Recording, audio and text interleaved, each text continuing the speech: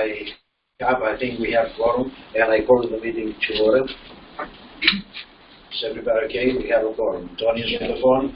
We have 4 people here already. Approval of the agenda. I would like to have a motion. I'll make a motion to approve the agenda as it was distributed 48 hours in advance of our meeting. And can I have a second, please? Do we have any discussion? Okay, all in favor say aye. Aye. Opposed? Thank you. The next item is on the agenda is public forum. No one has been registered to speak this evening. Approval of November 2019 board. Not yet. Let me come there. Okay. Approval of the November 2019 Board of Directors minutes. Can I have a motion, please, to approve the minutes? So moved. Second. Any discussion? Any changes? All in favor say aye. Aye. Opposed? Thank you. The next item is consent items. All these reports have been sent to you, ladies and gentlemen. We have the principal's report, technology IT report, TFI report, athletic report, facilities report, marketing and communication report. I would like to have a decision about these consent items. I hope that everybody review these reports, and we're ready to talk about this later on if we have any decisions to make. Can I have a motion to approve that line item? All in favor say aye. Aye. Opposed? Thank you. And now is the time to tell you why all these ladies, 4 ladies are here, okay? And they are here really because, oh no, I let the principal or Mrs. Becker, whoever you would like to speak about what these ladies have done and why they're here today. Well, we are excited to have you all here today. They exceeded growth in our testing last year, and exceeded growth means that not only did they meet expectations for all of their students, but they exceeded what the students' growth was supposed to be. So that's exceptional growth, and we appreciate all that you do every day. We have a hardworking staff, but these are beyond hardworking staff members. They come in every day and give beyond 100%, and I couldn't be more pleased to work with all of them every day. So we're just very thankful for everything that you do here every day.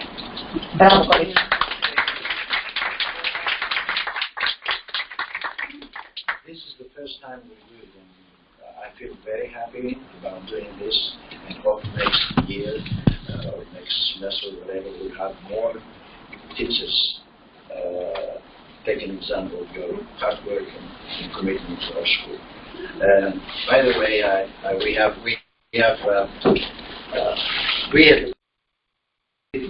a little plaque.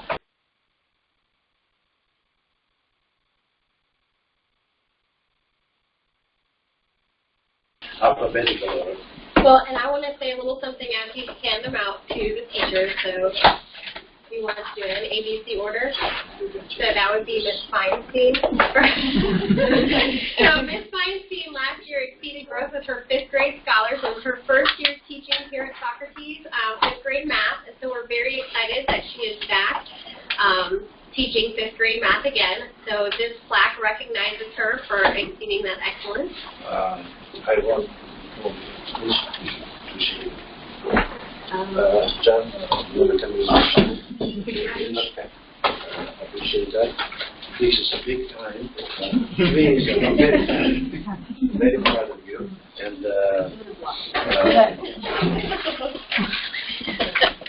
come. Sorry. Where are the other? Stay there. The other 2? No, one by one. Okay. This is the first name is Suzanne Hogstan, in recognition of outstanding educator effectiveness, impact on our scholars, and commitment towards the fulfillment of the Socrates Academy's mission. And Esteban, I hope you understand this. It means strive forever, strive for excellence. Thank you.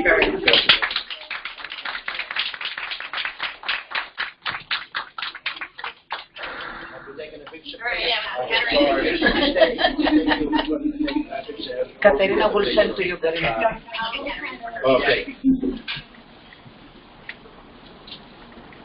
Very good, thank you. Okay, the next one is, you can come back here and all together take a picture. That would be Paula Protopapadakis.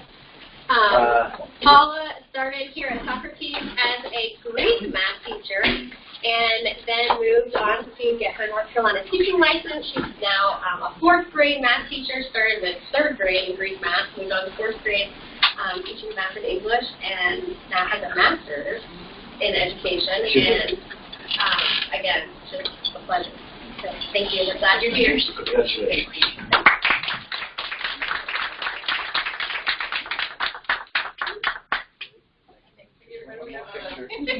One more picture. We want to get like that person. Thank you. The next ABC order is Mrs. Van Alphen. Allison Van Alphen.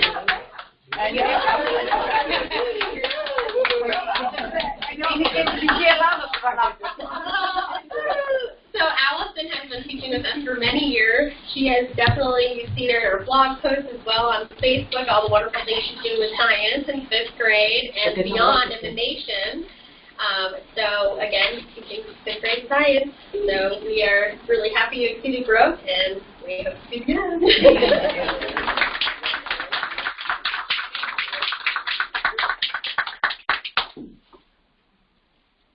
Scrivete alle scalette. All right, and last in ABC order, we have Erica Walker. And Erica Walker came to us a couple of years ago, actually as a middle school ELA teacher coming to be a 3rd grade literacy.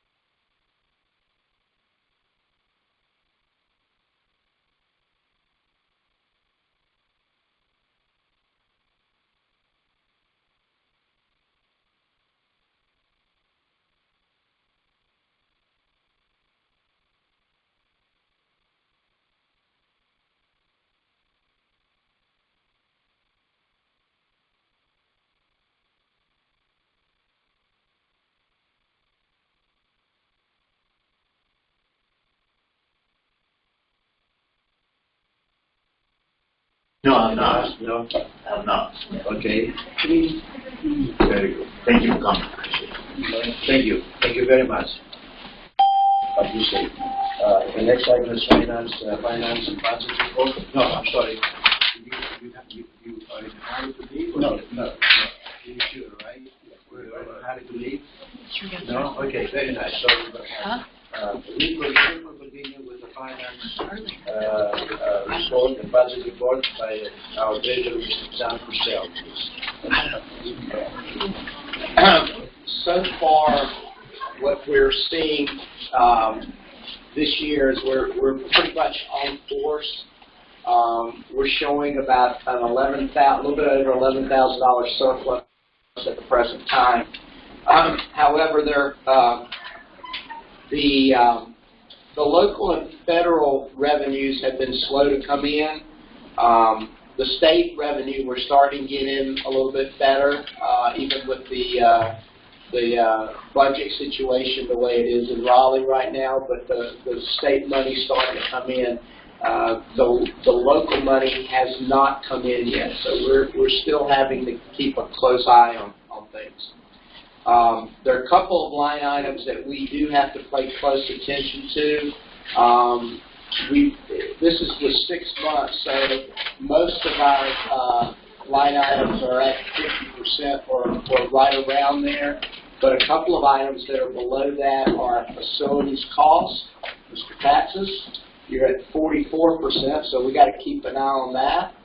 And our technology costs, which we've already spent 80% of our budget on technology, which is, I think, is kind of we tend to do that anyway at the beginning of the year. So we need to definitely keep an eye on those two line items. But other than that, the overall budget at the present time is positive. Can I have a motion? Make a motion, please. Yeah, I'll make a motion to accept the report. Can I have a second? Any discussion? All in favor say aye. Aye. Opposed? Thank you. Submission of letter of intent to North Carolina Access Grant, AC Access Grant. We asked our consultant here, and Ms. Katie. Would you like to begin? Sure. So, who would you like me to talk about what is intended to go into the letter of intent, or the general background about the grant? Okay, so All the above. All the above. I get some questions. Okay, so the NC Access Grant is a federal grant. It's a really great opportunity for North Carolina charter schools. I've written the federal grant twice and have been awarded that. It's a 200-plus page. You all wrote it last year, so you know what kind of work goes into it. And so this grant is only a 20-page grant, so it's a much more accessible grant for schools, and you all are eligible for up to $1.25 million. The mission of the grant is to expand access to high-quality public charter schools, of which Socrates is considered to be high quality because of your report card grade and your growth status over the last 3 years. And they want to increase access for economically disadvantaged students to high-quality public charter schools. Now, there are some requirements with this grant. The biggest one is that you do have to institute a weighted lottery.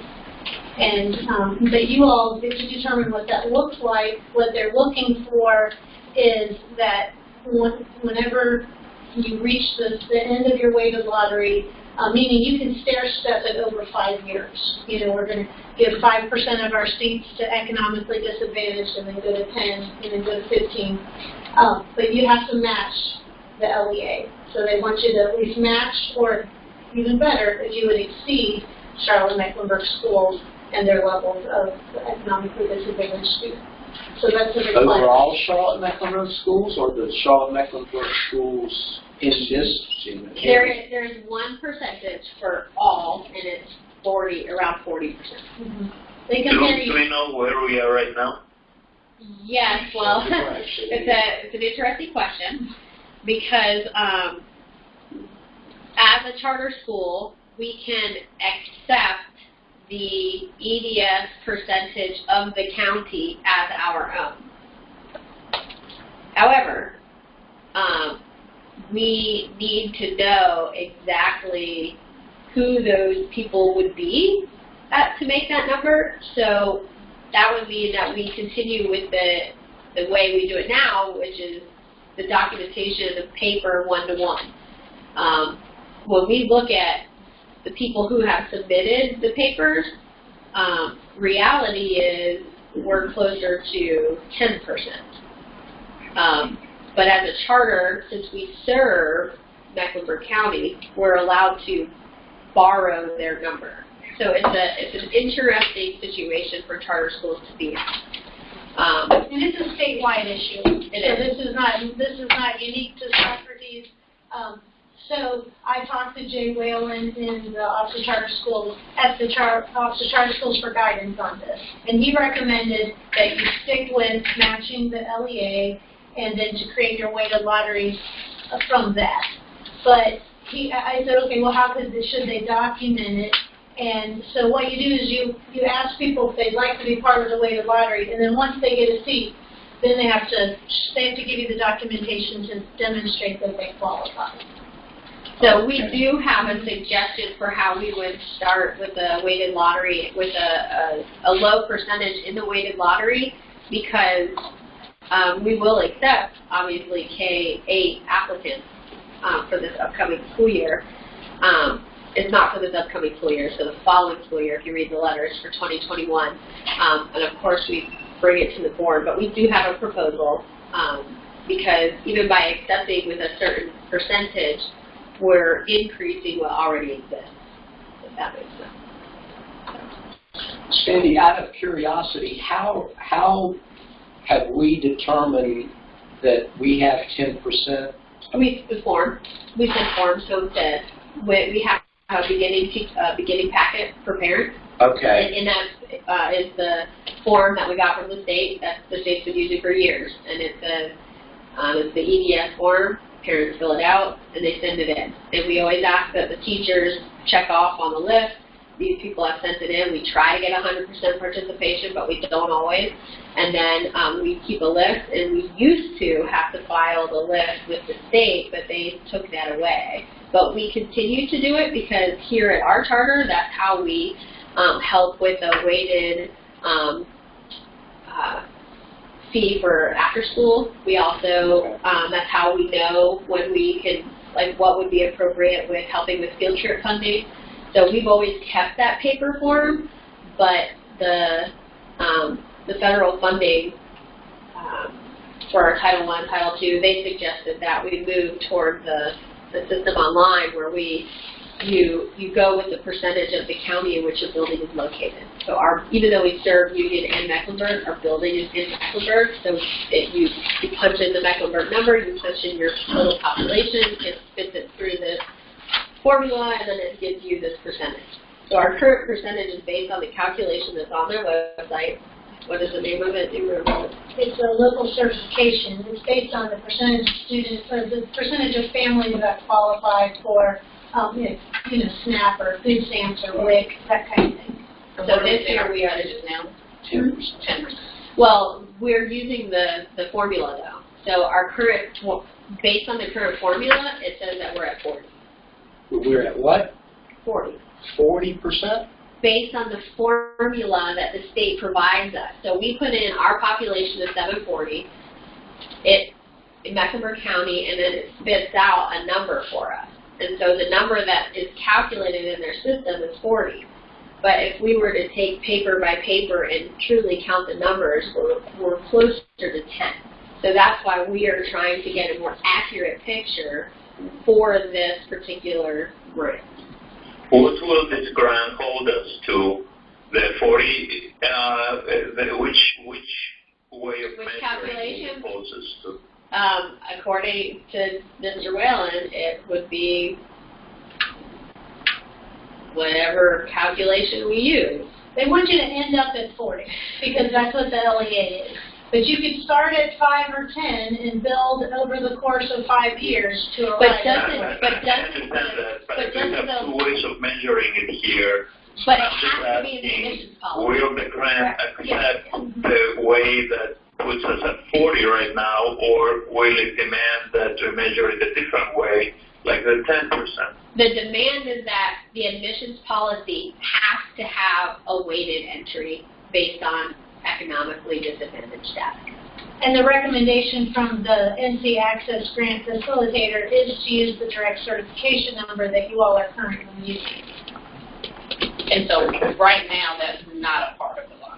So we would be Correct. adding in something to specifically increase that population. Correct. So you would do your board and teacher lottery, your sibling lottery, and then you could do your weighted lottery.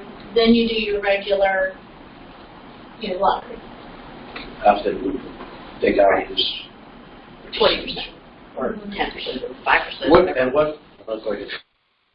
What is, okay, we get this money over 5 years, is that the way it works? That's right. If we don't achieve the end goal, what happens? Do we have to give the money back, or? They'll be monitored. There are reporting requirements with this grant, annual reporting requirements.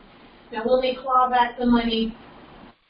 I don't know. They will certainly put pressure on you if it looks like throughout the course of the grant life. But if we're making a sincere effort to achieve that, that's probably... Well, they're telling us to use the online system, which we are, so we have it.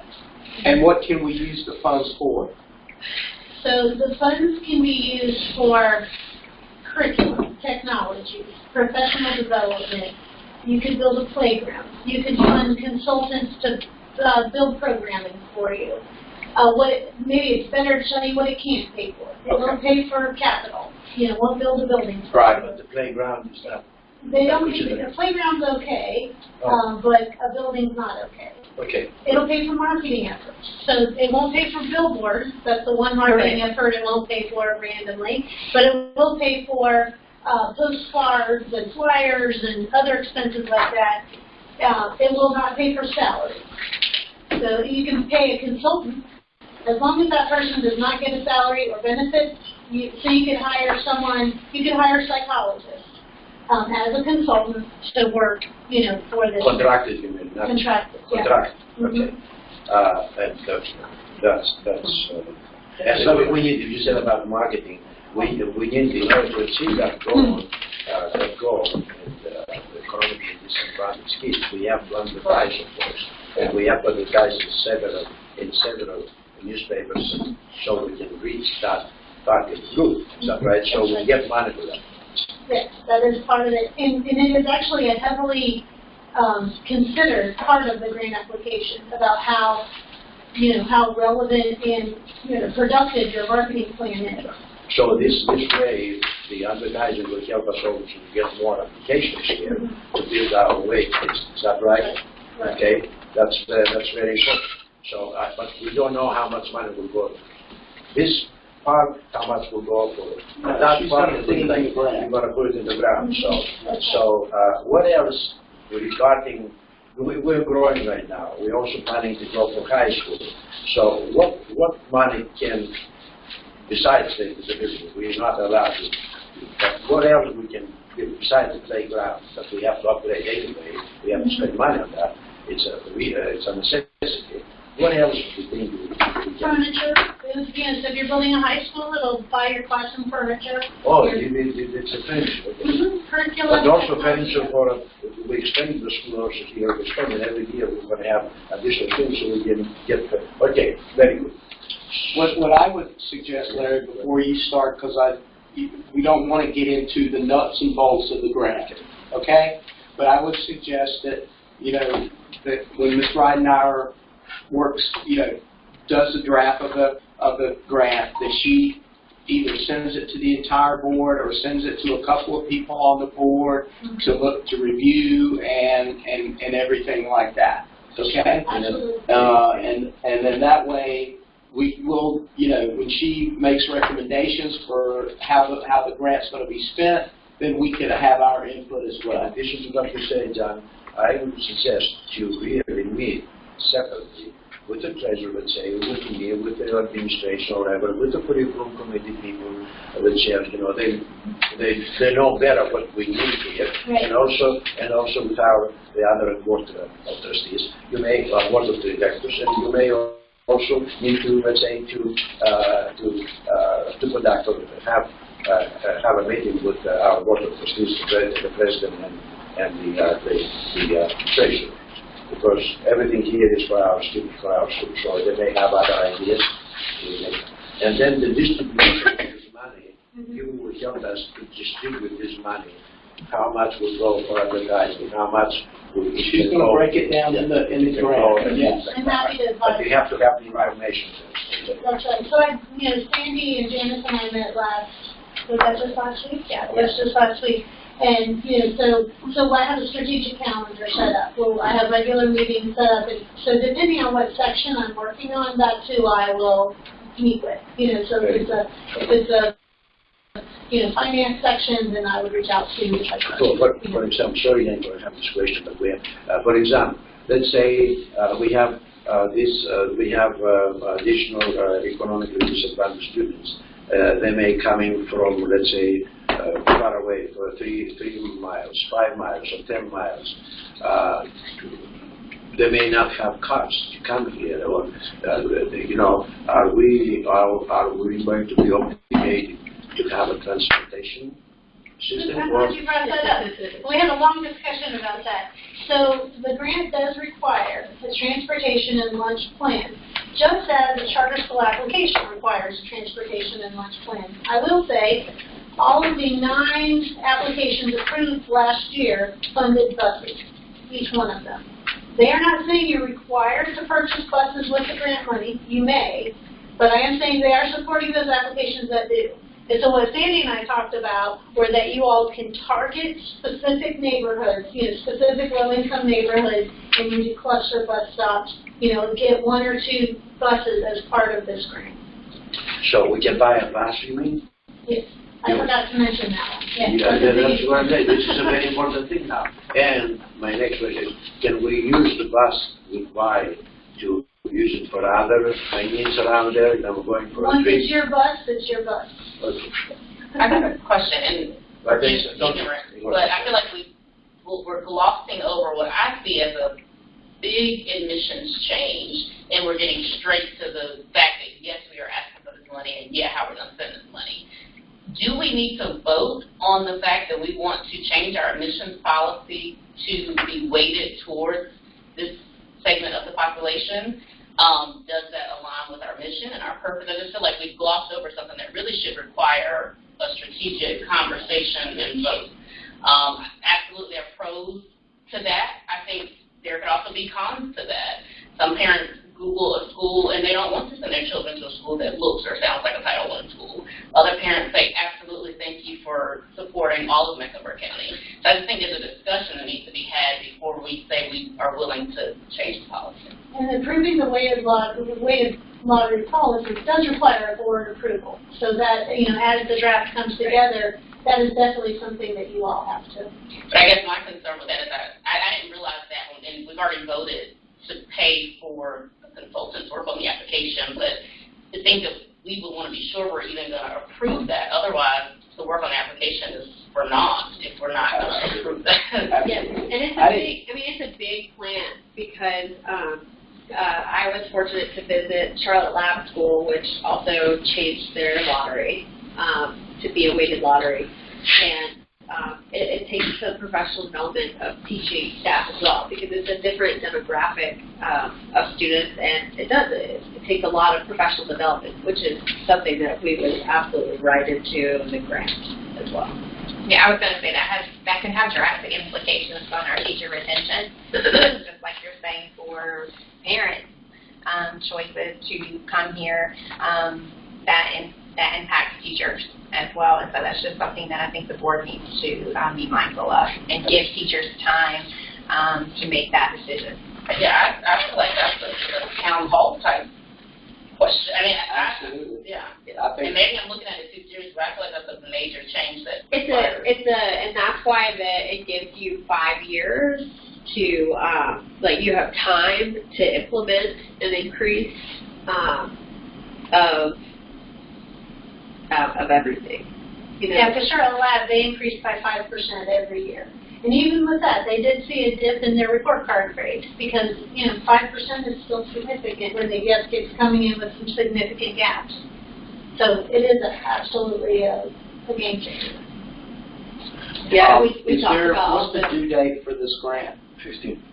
So the letter of intent is due January 15th. And that's why I turned the LOI over so quickly. So you can send in the letter of intent, and there's no obligation to submit an application. So the LOI is time sensitive. The grant application is not due till March 1st. So you have a little bit of time to have that discussion. Why do they want the letter of intent in advance? It's really a gatekeeper. They want to make sure that you are qualified, which you all are qualified. But so there are 3 parts to the LOI. One is, why do you want to serve an increased EDS population? What evidence do you have that you've done this in the past? And then what strategies are you going to use to serve this population?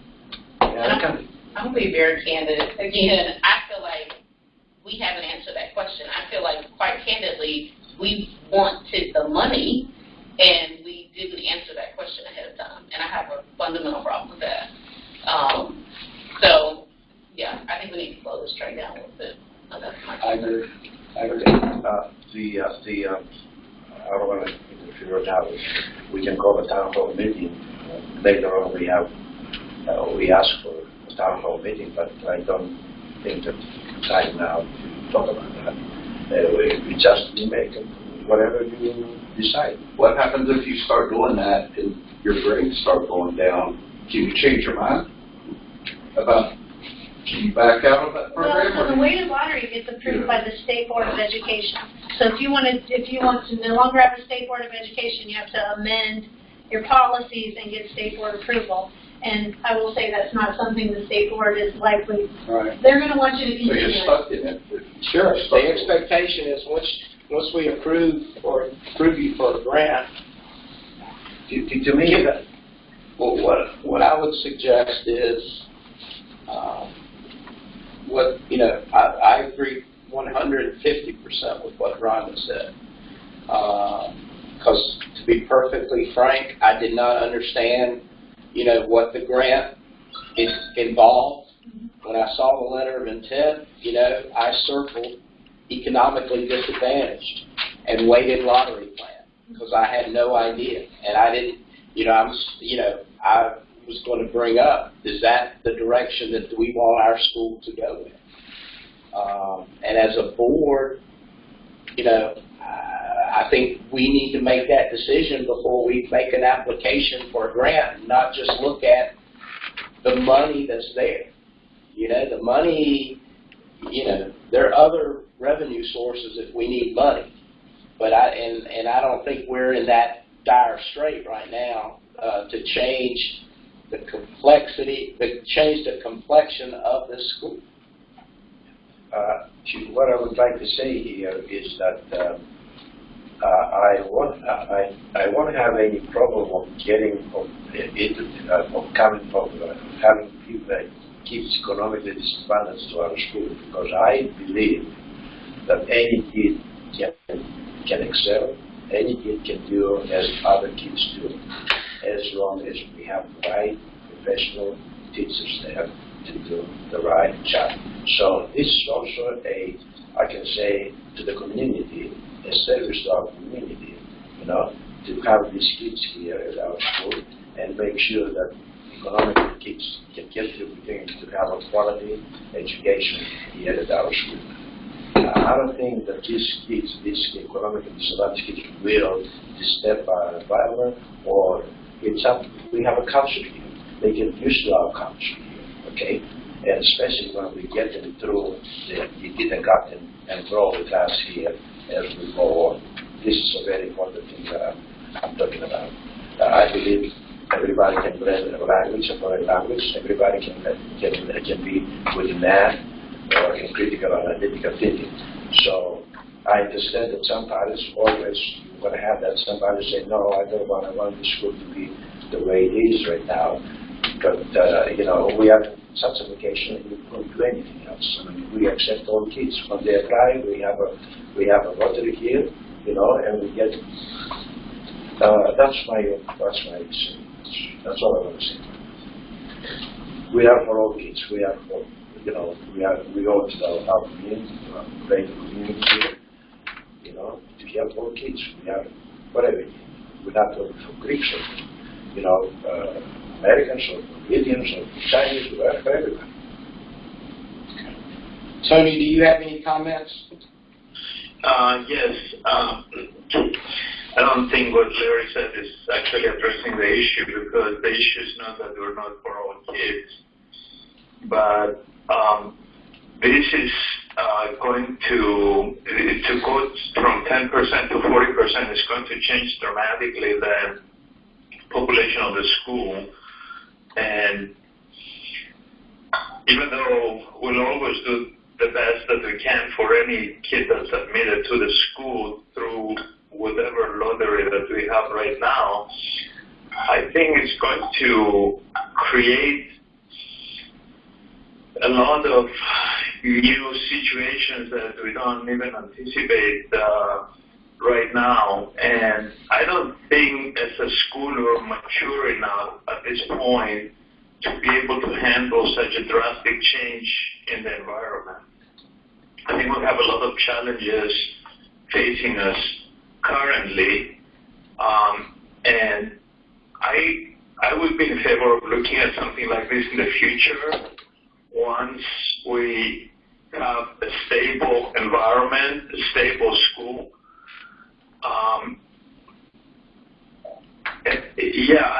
I just think that it's a little bit premature for us right now. We're still struggling to serve the current students that we have, to bring another very large percentage of students that will need significantly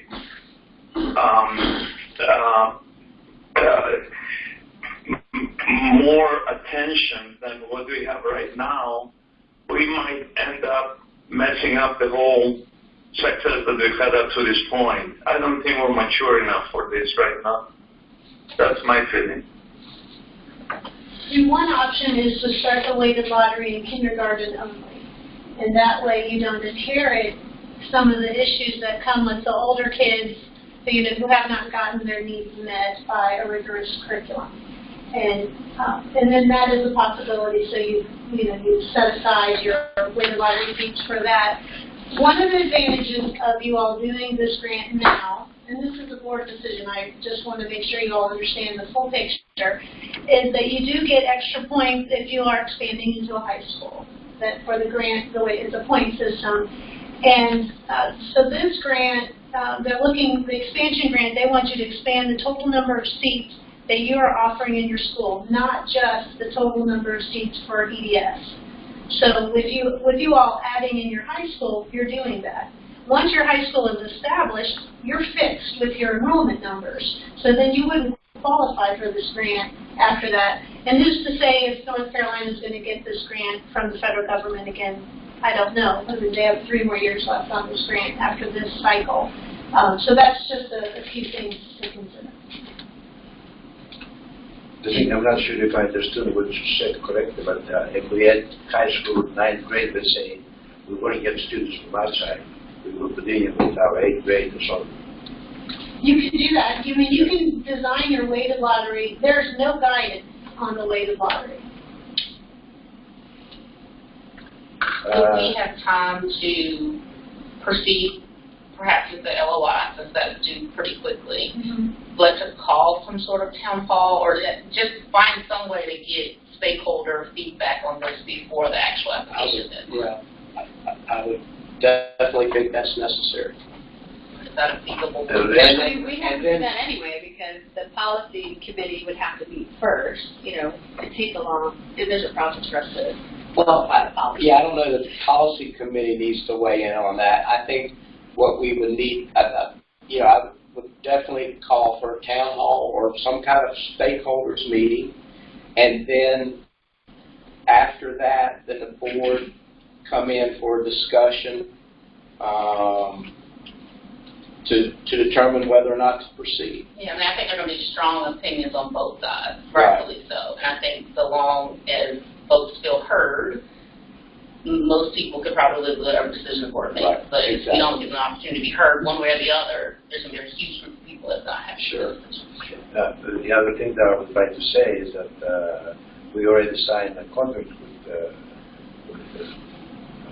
KG to go ahead. So, Well, I would much rather take a hit on the contract, no offense, than go into a $1.2 million deal down the road that we don't want to be part of.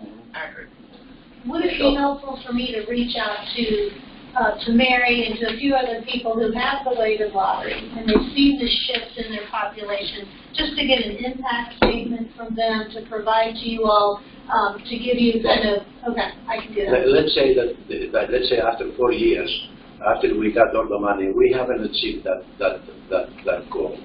Well, it's hard to accurately say because we use the computerized system. So the computerized system says we're there. It says we're there already. Oh. So that's why, but we just have to have it in our admissions policy. And we have to follow it. So we're saying we've gotten there just by chance, but now we're going to have a set aside to ensure that we're there. right, we just have to determine the amount of the set aside, which could potentially, it's just such a. No, sorry, Sandra, I didn't understand. What do you mean we're already there? Yeah, Because that's we're what not I'm saying. measuring it properly. That's why it looks like we're there. Well, but But it's not properly. The state tells us to do it that way. So the way the state is telling us to measure it, we do it. And we're there, according to Yes, that. but that's why I asked the question earlier, and what I understood the consultant's answer was that what we're looking at is changing the 10% that we have right now to 40%, not taking the 40% we have right now and say, oh, we're good, there's the 40%. Well, because it has to be in the policy. We have to have it in our admissions So policy. then you do have to set the seats aside so that will get you to that 40% in reality, where right now there's no requirement for you to do that. Yes, I understand, but what you're saying, 40% is in reality, that is not what we have right now. What we have right now in reality is 10%. Is that to change the school, like he said? Because you're forced to have 40%. But we'll They force be, you to do that. but we'll be So it well changes over the that. school, the looks of the school. What? Just like he was saying, But what will, you're required because they're paying you to do that. Well, it's required because that's what your weighted lottery would require you to do. Now, Community School Davidson is another school, and I would say they have a very similar demographic to you all, and they've had a weighted lottery for many years now. So I'd love to hear what Joy Warner has to say about how it's changed or not changed her school. I think that would be helpful, just to give you all that. And I think at that stakeholder meeting, we need to hear It's the. a very good school. It's an A school. It is an A school. Yeah, I know. Yeah, but what is their actual percentage there? Do you know? I don't know off the top of my head, but I can certainly get that. So can we go ahead as a board and approve the letter of intent, but also approve the steps that we talked about earlier with stakeholders and getting the impact letters from the different schools before we make a final decision? Can we cancel them later on? I mean, can we cancel them again if we decide? Yeah. You can cancel. yes, you don't have to submit the application on March 15th. Yeah, the LOI is not binding. It's just saying you are Interested in writing. Yeah. Okay. I'll make a motion to that effect. Second. Any other discussion on the matter? All in favor, say aye. Aye. The last thing that I'm going to say here, and thank you very much, Kate, is what about if we don't get that 40% or whatever? What's happened with the money that we're going to get? And do we have any implication to? We don't do that. I asked that 20 minutes ago. Okay. So they'll monitor you year by year and. Yeah, I understand. Yeah, it's $1.25 million. It's a lot of money, of course. And thank you very much. Absolutely. Thank you. Mr. Do you have anything to say about that? Do you have any other people? You're not going to Thank you. I don't know if they have special treatment or whatever. Do we have any school that gets that program already? No? Okay. Thank you very much. I appreciate it. The next item on our agenda. Any other questions? Yeah.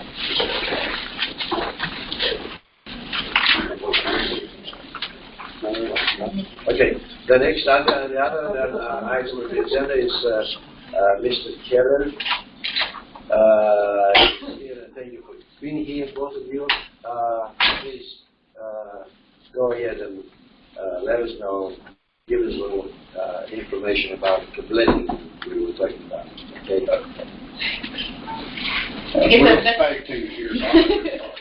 So, one of the, it's new this year, but it's not a new standard. It's a new interpretation of a standard that we have to do what the local government commission says you need to do this. And they made a new interpretation that this standard means that the foundation has to be blended. And the primary reason is in this statement number 14, it says that if the component unit, which would be the foundation, provides services entirely or almost entirely to the school. That's entirely to the school. And it is. Exactly, that's the mission of it. So if it meets any one of the 4 requirements, you have to blend it. And it obviously meets that one. And then another one is that the foundation's total debt outstanding is expected to be repaid entirely or almost entirely with resources of the school. And since the school leases it, the money is coming from the school that they're using to pay the debt. So it meets 2 of the criteria. So the local government commission interpreted that to mean we now have to blend it. So part of that is your foundation has always been audited on what they call FASB, the nonprofit standards. And so now we have to convert it over into the government standards to get it blended into your report. So in your school's audit report, you no longer see a separation of the foundation. It used to be you had your school financials, and then there was a separate column over here that showed the foundation financials. Now it has all been blended into one to where it looks like it's just one organization. And then on the statement where it shows funds, all of the foundation is shown as a separate fund, separate from your state fund and your federal funds. It's shown as what they call a special revenue fund. But anything internally in that first statement where you're made to look like one organization is taken out, lease payments, lease revenue for the foundation, payments for the school, basically you look like you're one organization now. But still 2 different 510s. Yes, it's still 2 separate 501c3s, it's 2 separate tax returns, 2 separate audits, but now we have to incorporate it into the school's financials. Okay. Can I ask a question? Mm-hmm. You mentioned that because the foundation's revenue is primarily from the school, that's one of the reasons you have to do that. If that were to change, would it be separated, or like let's say the foundation one year gets a grant or something like that and it's substantial, that you still meet that second requirement, and it's if you meet any of them. Okay, you still meet, yeah, so it's not any, yeah. Okay, gotcha. There's 4 criteria, and it's if you meet any one of them, not all of them. And so you still meet the one that the foundation primarily services, the school, and no. And the bank is in agreement with understands all of this. They're Probably getting not. right. Not They call us a lot and ask us questions about stuff like this. This is the first year that we've had to do the blend. Right. So this will be the first time the bank sees it. And so we're here for them to Very call us. well. Right. And we've already had some calling Right, asking because Charlie had a bunch of questions. Yes. over the. I think we've gotten all of Charlie's questions answered. Right. Okay.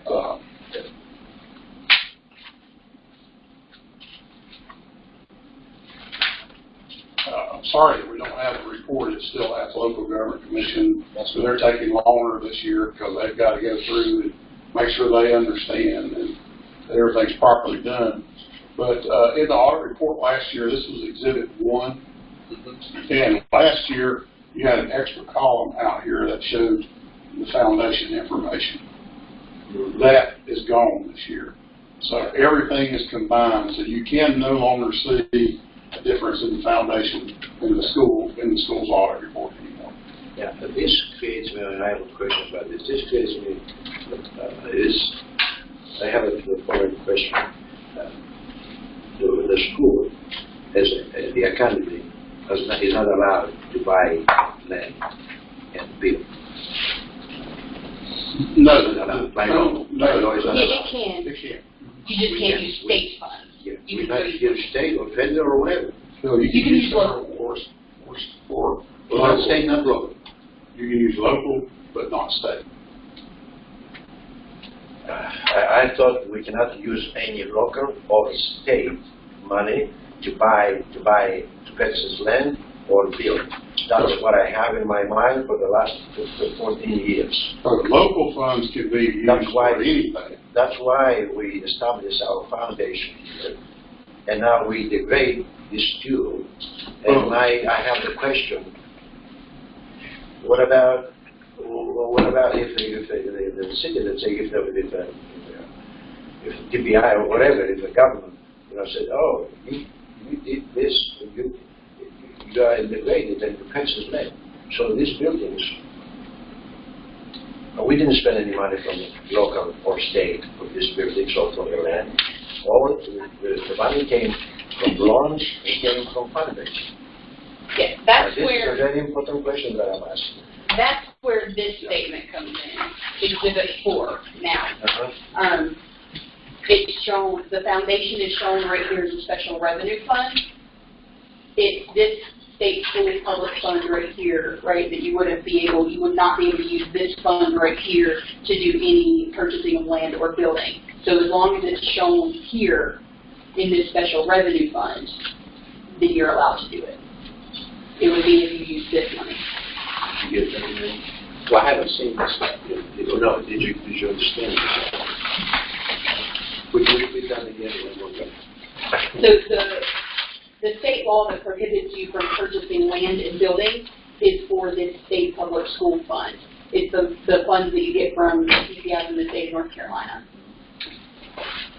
Over here, your special revenue fund, which is where we're showing the foundation, you are allowed to build and purchase land. Yes. And so on the new report, the way that it shows this fund, it will show up here, and as long as it shows up here and not under the state public school fund, you're still good. You're still in compliance with law.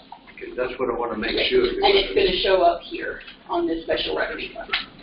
Okay. And as long as it's here and not here, you're still good. It's only here, you're not allowed to. That is what I'm saying, just because we can use money, state or local or federal, to pay lease, yes. but not to purchase it. So this is completely by law. I mean, this is completely, we are in compliance with by law. Yes. Okay, that's what I want. Yeah, because this is basically, the way I term it, is an accounting gimmick. Right. There are still two separate entities. Right. I have this question. It's just making you combine. We are one. We all work for our students. I mean, that's where we are. That's where everybody works. And that's kind of what the reason they're making the blending is because they're saying by primarily only supporting the school, you might as well be the school. But it's still separate, and liability and all that, with everything is still owned by the foundation. It's still separate, 501c3. They're just forcing us to combine it in here. In general, Mr. Carroll, you see our situation here, financial situation, okay? I mean, how are we doing? Are we doing good during the years, during the past, and now? Are we doing okay? Are we progressing? I mean, we have any problem with our financials? Well, you're still operating a slight deficit. We covered that already. Right. And I think this year it's right about $60,000. Right. So that's been coming down. is getting better. And that's why I was going to mention, the only place in the audit now that you see only the school is going to be this statement one that's toward the back of the audit. And it has all fund types. So this schedule here is the school and only the school. And now that's the only place in the audit that you can see where it is only the school. Okay. Thank you very much. We appreciate it. Michelle? We have one other thing that's here tonight, if I may, Sure, that absolutely. I would like to bring up. This year, there is a change in the audit contract. Because you get more than $100,000 of funds from the state and the federal, you fall under what we call a yellow book audit. They did a massive revision to the yellow book this year. And this is something I think I've mentioned to you before. I think at some point we're going to reach the point where us as the auditors will not be allowed to write your audit report. And I think we took another step on that road. We're not there yet. But starting this year, in the audit contract, you have to designate an individual that has the skills, the knowledge, and the education to review our audit report and say, yes, it's correct, and accept responsibility for that on behalf of your school. If you don't do that, then we can't write the report. So when you do the contract this year, you're going to have to name an individual and tell me what their qualifications are, why you feel like they are qualified to review the audit report and accept responsibility. It shouldn't be a member of the board. No. It's third party. Somebody with a CPA. It can be a member of the board. If you had a volunteer or CPA as a member of your board, they can do it.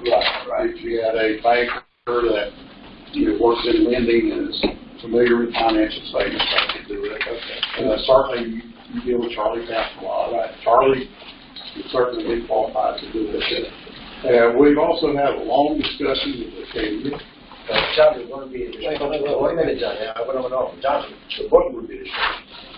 Not Charlie doesn't sign that. Listen to what he asked, Larry. This, no, you don't understand. So because you asked the question. He's saying that this person is the one who signs off and says that the audit is accurate and is complete. Okay? And we find that person. We have to find that person. If he's not responsible, he signs, so Charlie signs that, and if he's not doing the right job, who is responsible, Charlie or the board of directors? Ultimately, the board's ultimately responsible. So the board has to choose someone that you feel is qualified. We have to choose someone who's qualified. And that person has to agree to do it. Yeah. Right, and put their name. And if you want to be responsible, we will be responsible. He can sign it. Okay, yeah, okay. But we had a long discussion with Acadia about this, and they have agreed to accept this responsibility if you would like. Now, it will be up to you to contact Acadia and say, we want you to do this. Okay. And then you can put, Acadia. I was out. I'm sorry, I was out. I didn't know. Okay, I'll talk. We'll talk, okay. That's I think it the was board. Yeah, you can do Charlie. Charlie is certainly qualified. Acadia has agreed that they would do this. So that's just the board, whichever person you choose. But this year we have to have the name. And how many days do you want to have that? There's no rush on it. No rush, okay. So we have to, as a board, we have to find out the right, we have the choice to either go with Acadia or Chuck. Yeah, you can do either one. Or you can pick somebody else. The board will be this way. Yeah, but basically, Exhibit 1 and 2 of the audit is what we call full accrual. Exhibit 3 and 4 is what we call modified accrual. So this person has to be able to say, okay, this is the transition from modified to full. They did it correctly. They have to be able to look through the footnotes and say, okay, all the footnotes that are supposed to be in here are in here. So they've got to have enough knowledge to be able to do that. Since you mentioned that, You think that if we ask Katie, Katie would charge us extra money? They may. You may. Okay. How much I ask? Whoever's going to do it. Yeah, maybe Charlie won't. Well, we don't know yet. We don't know yet. Okay, all right. They do already review it. Right. They already do that. Right. Right. They already review the draft. I have some crazy question. Yeah, because when we see his draft, we also send it to the committee. They review it, they make sure it ties into all their numbers as well. So they have agreed to take on this responsibility, but, you know, you just need to contact them. Could you hold this, please, for the file, so we can talk about it? But we have to take care of that. We have to have the name and everything on the contract. And that's new for this year. We haven't had to do that before. And there's 2 copies of the contract where you sign and sit back to your one key. Okay. You get it with our trading force. And this is also the engagement letter that goes along with the contract. Yes, okay. And the foundation, when I met out there with the president and treasurer, they said to leave the copies of the foundation audit with the school for the school to file, and I'm going to email them to PDF to there. Okay, all right. And we got from the school as well. Yeah, the school is still at local government commission. We're still waiting on their. As soon as we get final approval, I'll We may need it for fundraising. Then we may need it for fundraising. And there were some differences in the foundation audit. I explained it to the treasurer and the president. I don't know if you want to go over that. I explained it to them. There was a new standard that changed it. They have noted. Oh, gotcha. Okay. What else? So I'm sorry, I had to run to the bathroom so much for this. So you guys are gonna, I'm asking Katie if they will agree to sign off on this, or are you gonna? I'll handle it with you. Okay, perfect, thank you.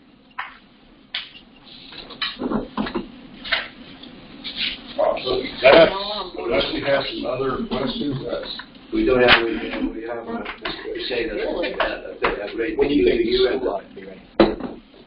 it's they're about, they're fairly far behind. It took them, the last one they approved, it was like 3 weeks after they started looking at it. It's been taking, and it's taking them longer on the ones with the blending because it's new to them too. Sure. And so it is taking them a lot longer to get it approved. I think they're kind of confused about it as well, because they were supposed to give us example financial statements, and then they decided, oh no, we're not going to do that, just figure it out. We're like, okay, let's figure it out. We thank you very much. We say thank you, folks. Thanks for coming down. We have 4 happy holidays. Have to do blending, and none for them break yet. So we're still struggling through this as well. Okay. All right, thank you very much. The next item on the agenda is I got the submission of sin. We got the Socrates annual update, draft of Socrates audit. We got that. Accepting resignation on Ms. Ryan Sawyer. Can I have a motion, please, to accept the resignation of our EC teacher? I'll make a motion. Can I have a second? Do you have any questions or discussion on that? All in favor, say aye. Aye. Opposed? Did I hear all? He said aye. Aye, okay. Opposed? Thank you. That's it. Hiring Ms. Wilson as an associate teacher. Shall we put this on the closed session or on the open session? Shall I put this hiring in the personnel matters in the closed session? The hiring? You've got it in open session. Yeah, that's what I'm saying. Okay. Okay. So, can I have a motion to hire Ms. Wilson as an associate teacher? I'll make a motion. Okay. Can I have a second, please? Any discussion? All in favor say aye. Aye. Opposed? Thank you. Postponement of January 8, 2020 Board of Directors meeting to January 15, 2020. Okay, and the reason is why? There were a couple of reasons. We're not in session the first week of January. And there was some traveling going on with some board members, and therefore the third week the team put everybody in town and gave enough time for people to receive documents and provide a professional opinion. And according to our emails, I think everybody's engaged, but can I have a motion to postpone? I'll make a motion. Can I have a second? Second. All in favor say aye. Aye. Aye. Done. Opposed? Thank you. Approval for replacing Mr. Tatsis is here. Mr. Tatsis, tell us what you want to be approved and how much it is. So coming right away. So. All right, in the middle school, the units on the roof, the air condition is, there's a specific part that seems to be burning out on all the units, like over time. It's called the variable speed drive unit that controls the speed of the fan in the unit up on the roof. It's part of the energy efficiency system of it. I don't have the quote for it because they haven't sent it yet. The last time they replaced it, it cost about $2,600, and it's a part that we've already replaced on 2 of the units, and it seems like this part is going to burn out on all of them. Eventually, all of them will have to be replaced. So I wrote approximately $3,000 here because since they didn't send the quote, I didn't want to be short on what I'm asking for. It's going to be less than that. It's probably going to be around $2,600. Jimmy, how long is this part lasting? Is this the same part we're having to replace over and over? It's not the same part in the same unit. It's the same part on different units. See, we have 4 units on the roof that are all the same. Right. Basically, they came at the same time, and they've all been running the same amount of time, pretty much. So how many have we replaced? 2. So we there's got 4 of those. There's 4 of those identical units, and then one other one that's similar, that has a similar part that'll probably So burn out. this will be the 3rd out of the 4th that we're going to have to replace? Yes. And eventually we'll have to replace them all because it seems like that's a part that needs replacing.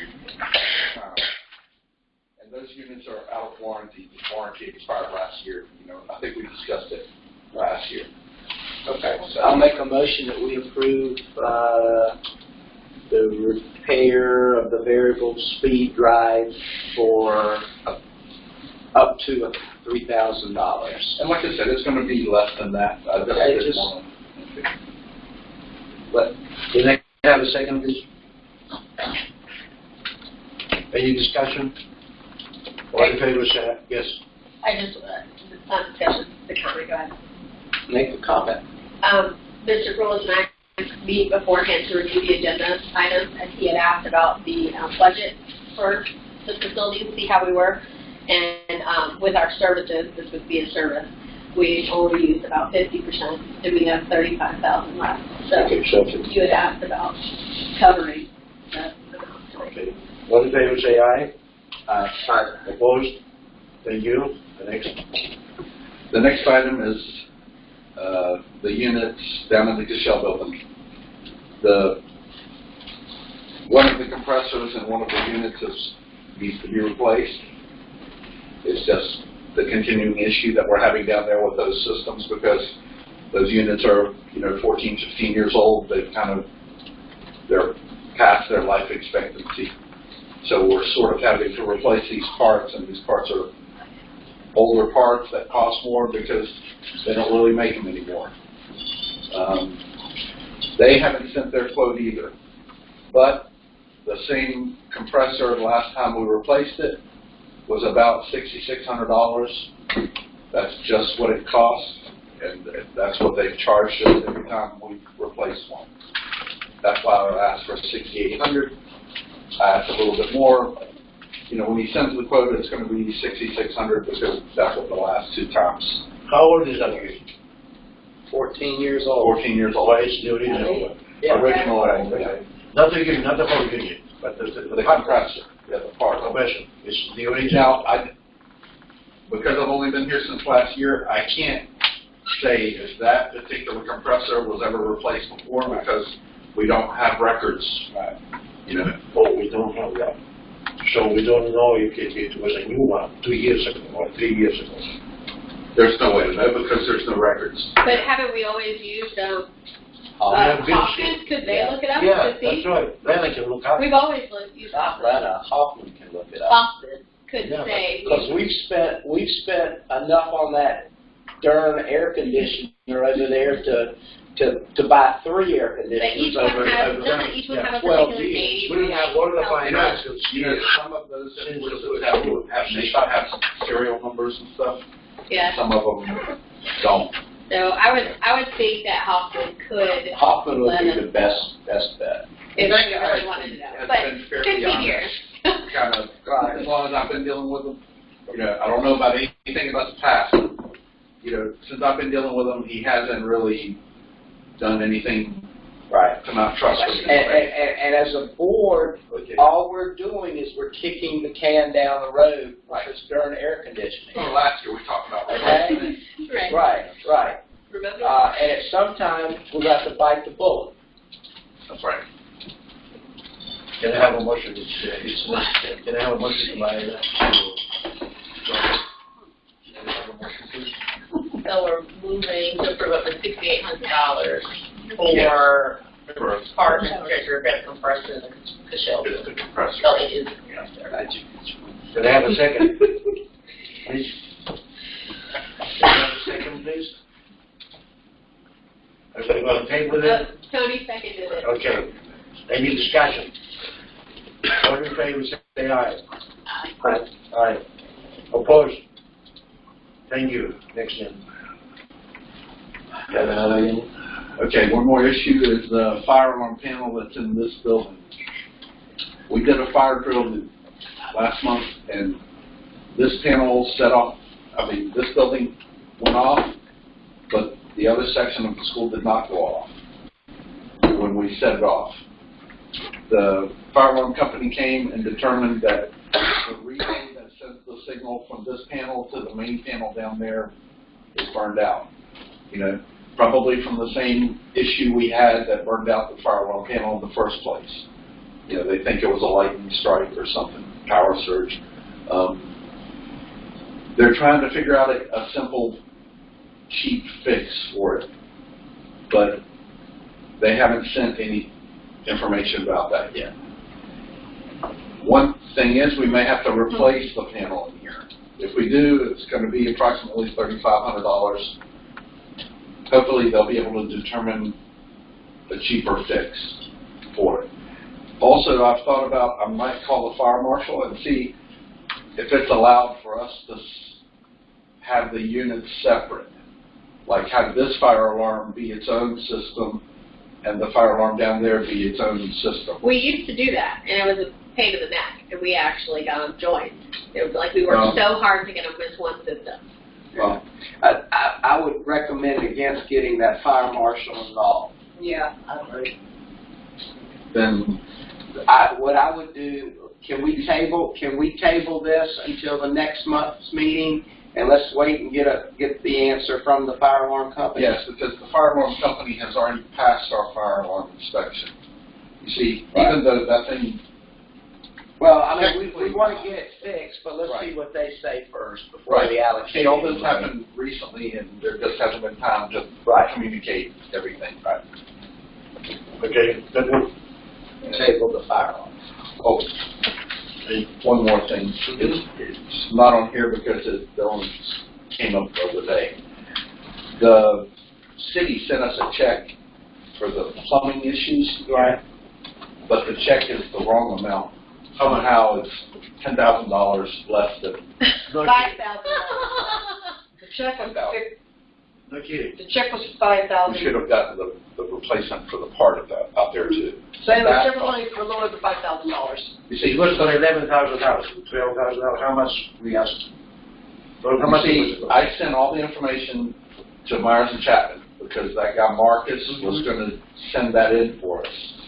I did not fill in the number, because I wasn't sure what number he was gonna try to. Let's talk about this offline, Okay. and let's get Marcus back involved with Okay. this. Okay? I kind of. And in the future, don't bring anything to the board unless it's gone through me or we've had time to review it.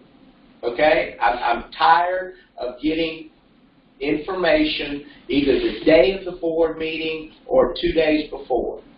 We as a board cannot be making decisions in a rush, from now on. Unless the sky is falling, that's the way we need to do business. Okay.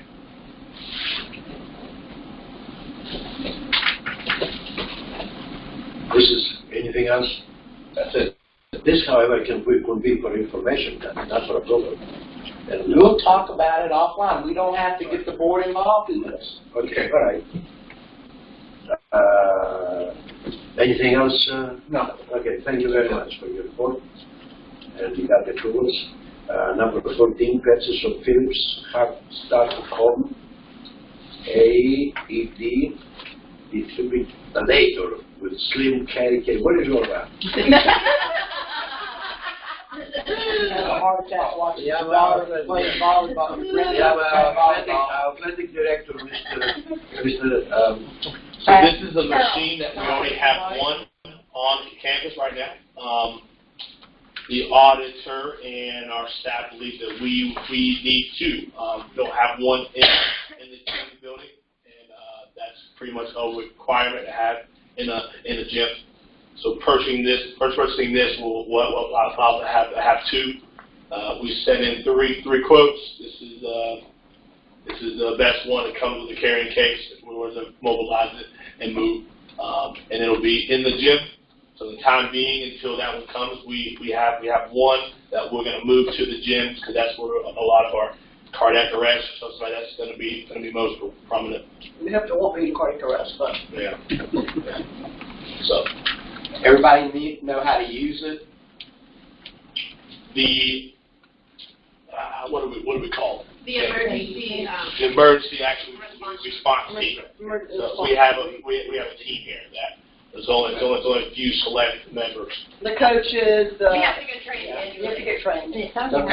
Yeah, and it self-talks to you. It tells you take off the pads, add the pads, Right. stay back, stay clear. So as far as anybody using this, taking this, and using it, it's not for them. Okay. All right. Can I have, you need approval, right? Yeah. Can I have what's the next? Did we get the cost of it? Yes. Was it 1,000? It was on the report. It's on the report. Like $1,200, I think. Yeah. $1,250 or something like that. I'll make a motion to approve purchase. Can I have a second? Mention where it comes Second. Discussion? from. What budget? All in favor, say aye. So Yes. Yes. Miles is a little concerned because he don't want, we talked about where it's coming from, so he doesn't feel like it should come from the athletic budget. It comes from an athletic budget. You prefer it didn't. But if it comes out of the health budget, we're going to go over budget, just so you guys know that. Yeah. Oh. Yeah. Out of the what budget? Health budget, health supplies, health. Yeah, it should not come out of the athletic budget. This is a device that can help anybody at the school. Right. Which is fine. Right. Just We have yeah. one in the nurse's Yeah, office. it's going to be out of the health budget more than Yeah, likely. let's put it out of that. Yeah. All in favor, say, have a motion, have a second, yes. All in favor, say aye. Aye. Opposed? Thank you. The next item is old business. Master Plan Task Force update, high school development in 2020. Okay. Okay, as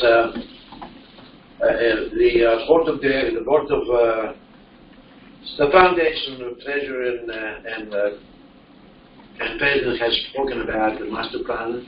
We continue to develop here, and we get some quotes from two architects and a company here. We got some bills from the engineer to pay, of course, and there is, however, we have to make some decisions, and but on the Board of Trustees, we haven't talked really about how to proceed yet.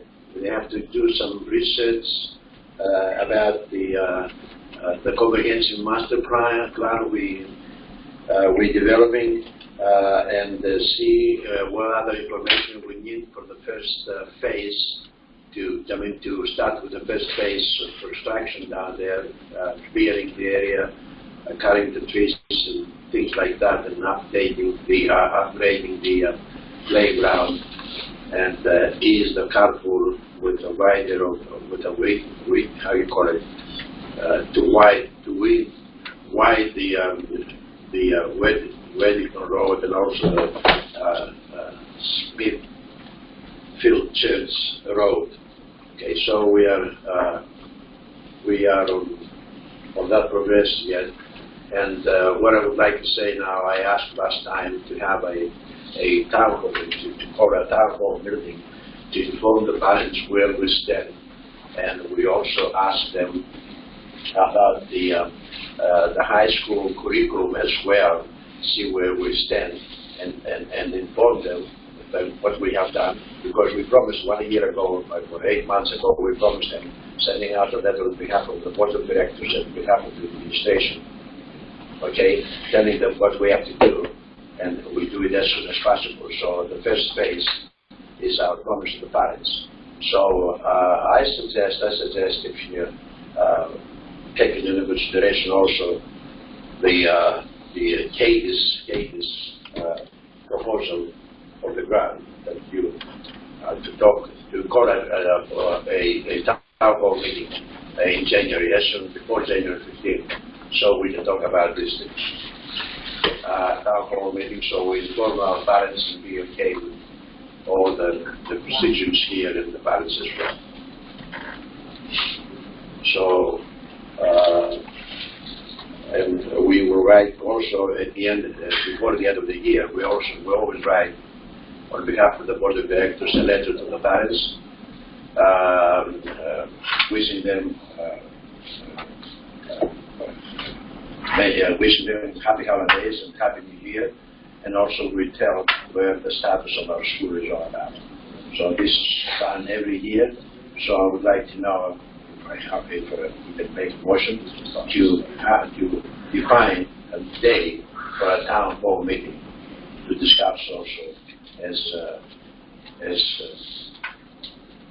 around the center board to discuss these matters that concerns especially the parents, the board, and the administration, and be okay with our communication and message.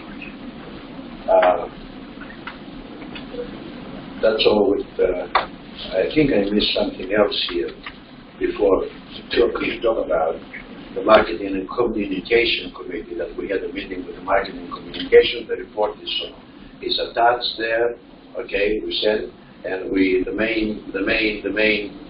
main subject was on that communication committee, how to really utilize the social media, all social media, and newspapers and magazines in order to promote our fundraising activities and the development of the campus here. So they work in this way. They work very hard. We decided we bring to the board to create a tribe brochure. I mean, 3-page brochure folded. So we have all the information we need for our school, because they have parents here coming. We don't have even a flyer to give them what the school is all about. Of course, they get some information from the website, but we should have a flyer. The same flyer, or a little better, better of the flyer we get the first 5 years when we were here. And the flyer that went out in direct mail, so we can approach more people and empower our wait list. Okay. So the master plan, the communication committee is working on that, and I would like to have a motion for the town hall meeting. What's the best day for the administration. There would be a Monday, a Friday, or a Wednesday, so I can be here as well. What the best day would be for that town hall meeting? We shouldn't call two at least town hall meetings for the public safety. Okay, we have done this and we have to do it. We have a lot of things to talk with the people there. They're asking us for high school, they're asking us for everything, so we explain. The board can be there, or board members can be there and explain to the parents what we are, so we can communicate, and we're going to have all this, frustration. You didn't inform us whatever. Can I have a motion? Can I have the best day? When Monday, Wednesday, or Friday? Hello? Yeah, Vanessa? I'm thinking. Vinny? Wednesday. Yeah, what time? What's the date? What is Wednesday or in January? Yeah, can we have it before the 15th? The accreditation So we're review making a is decision the about what this lady, Katie, came here also. If you want to ask about it, go ahead. The accreditation team will be here the 29th through the 31st, so we wouldn't want to do it then, I'm assuming. So the point of the meeting is to share all of the information about I know the master plan is one thing, yes, but the other part is this grant that Katie is going to get some feedback from the Community School of Davidson and Charlotte Lab School to be able to provide. So I want to make sure we have all the information to present and be able to answer questions before we, in order to set a date that's actually, that we can provide all the information. We have 1 month to deal with the 15th. Can we make it around 12, the 13th, the 14th, the 10th? You're talking about to submit the letter of intent? I thought No, the letter of intent, we can write it before Christmas. I'm talking about the town hall meeting. It's my job for the letter of intent, the letter to the parents. I send it every year. Okay, and I post it on the website. Okay, I'm talking about the town hall meeting. The access grant. And then the other part of the town hall meeting is to discuss phase 1 of the master plan. What you said there were to discuss about where we are, what we promised, and where we are, and why we came here. Whether we're buying a new land, we finish with the new land, and tell them what the next step is. Okay, or tell them about high school.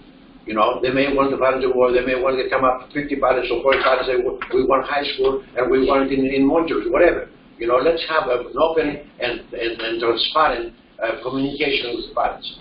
So, and with plans, so it's very well organized, so that it doesn't. That's why I just want to make sure that we have everything that we need. So, today at the foundation meeting, wasn't there a decision to make a plan in writing for phase 1?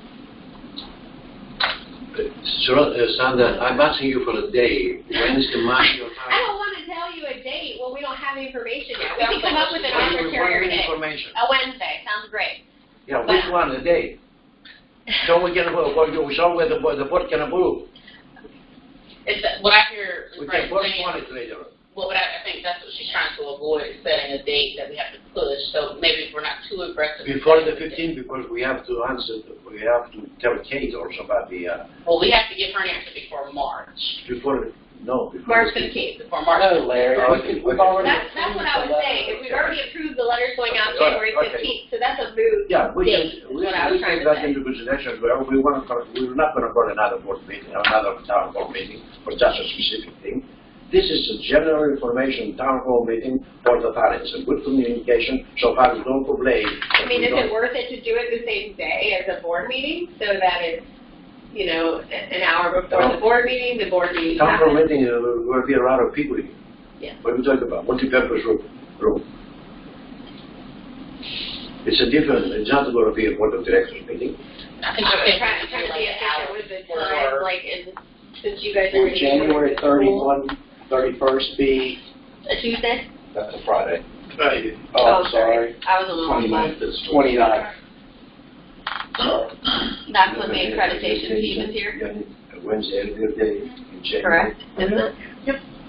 The advanced ed will be here. Advanced We ed. could do it on the 15th and start the meeting at 5, combine the foundation and the board meeting, and make it into a town hall, and then finish with a very short board meeting afterwards. And we have the after school That's what I was trying to in the think. multi-purpose room. Don't worry, we don't go to Till the 6 o'clock or Don't worry about that. A lot of parents can't be here That's a by big deal. 5. Okay. A lot of parents can't make it by 5. Just throwing it out there. I'm sorry? A lot of parents can't be here by 5. If you want to try to reach as many people as possible, 5 might be early. Then you may make it 5:30. 5:30. Okay? Go ahead, let's go. Can I have a motion? Can I have a motion, please? Do the motion, Tony. Okay, have a town hall meeting on you said on Wednesday, in January the 15th. I want to hear from Sandra if that will work for the. I mean, that was my suggestion. I was trying to have it at a similar day so that you guys as volunteers were coming out on the same day and really making the time Okay. effective and efficient. That was my suggestion. So, you have a motion, Tony? Come on. Sure. Okay. So the motion is to have a town hall meeting on Wednesday, January, 15th, I guess, is that what it is? Mm-hmm. Starting at 5:30, the plan to go until 7:30, and then have a combined foundation board meeting afterwards.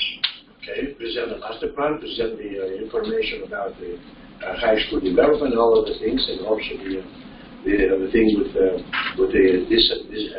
disadvantage, economic Access grant. students. Okay, AC, all in favor say aye. Aye. Aye.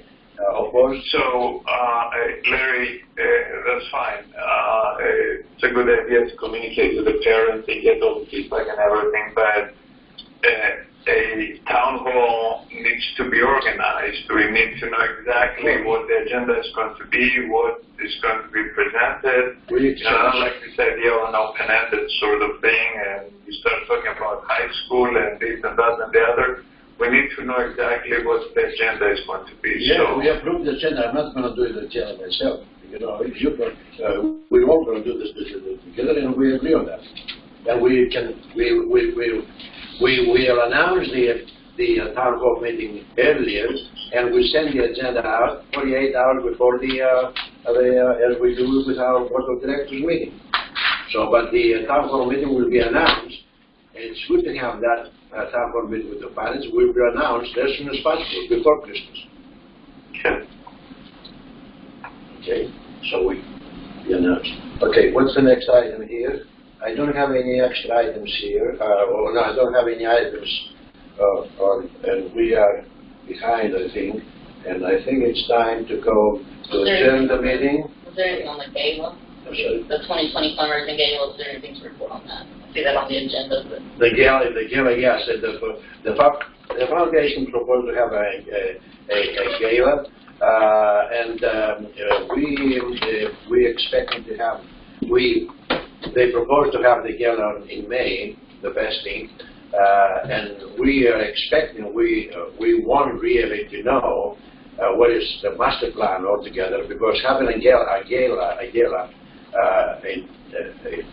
we have to have a master plan, communication master plan. We have to have what we do with the phase 1 construction here, in order to really receive in advance funds, grants or whatever, like the one that we received from AHEPA for $100,000, already paid $25,000. But I know we have more grants will be coming out for the gala, so we can match this money, and as we did the last gala we did. But we haven't let's say we haven't defined that. We expect to have progress in the comprehensive master plan in our first phase, and then have that thing done. And it school, I'm sure it will be successful, but in order to be successful, we have to have that master plan in hand, okay, and go out and fundraise. And I know there are people out there, they want to give money and pledges, okay, that the bank as well needs those pledges, and we need also to get started with the first phase so we can catch up with the summer here, okay, to do a lot of work when the school is closed. So we can, what we promised to the parents 1.5 years ago, 2 years ago, we can deliver it. Okay, and we can do this if we all work together and do this. And I'm sure that the town hall meeting would help, and parents jump in. I talked with PFI as well for the communication and marketing committee. You know, and they had somehow they were hesitating about the high school, but when they say that this high school, as we all said, this high school will, I mean, this school will be expanded to 9th grade without opening to outside students. So we want to grow with our students in 8th grade here. And the PFI president says, yeah, now I go for high school because I thought that we would open the school when we get all the people outside here. No, the school, as we already always say here, we will go with our 8th graders. I don't know where all this is coming from. I mean, have we made these decisions already? We've been talking about this for a long time. We're talking a different thing. We haven't made a decision, but we make a decision on it. We haven't made a decision. Yeah, but that's you're for talking to people and promising things. I'm not promising anything. Well, I mean, to me, Tony, you said you agree, everybody agreed here that we want to go out of our school without getting any students in 9th grade out of the school. It's irrelevant what you're saying. You're setting expectations. Until the board votes on this, you cannot go out and be talking about it like that. That's what we're trying to do, to talk about it. And you postpone now for 5 years, we do it the same thing. Let's just make it 20 years so that you have, I mean, in the last hour, you promised the people, it's a priority in the high school. But we all promised. Larry, you're throwing out nothing. You're throwing out something. I want to go and sleep easily. I don't want to go through this. Now, you want, all right, what else you want? I don't have anything else to say. He asked me, Rhonda asked me about the high school development. I said some information, what we discussed with the foundation, that they worked very hard at the foundation, and what we discussed here with the marketing commission. Finished. That's all. That's all. Okay. So we wanted the town hall meeting is for the 15th, all right, at 5:30. Okay. I don't have anything else on my agenda. I'll move the adjourn open session or the closed session. I'll second. And if you want to postpone whatever you want, all right.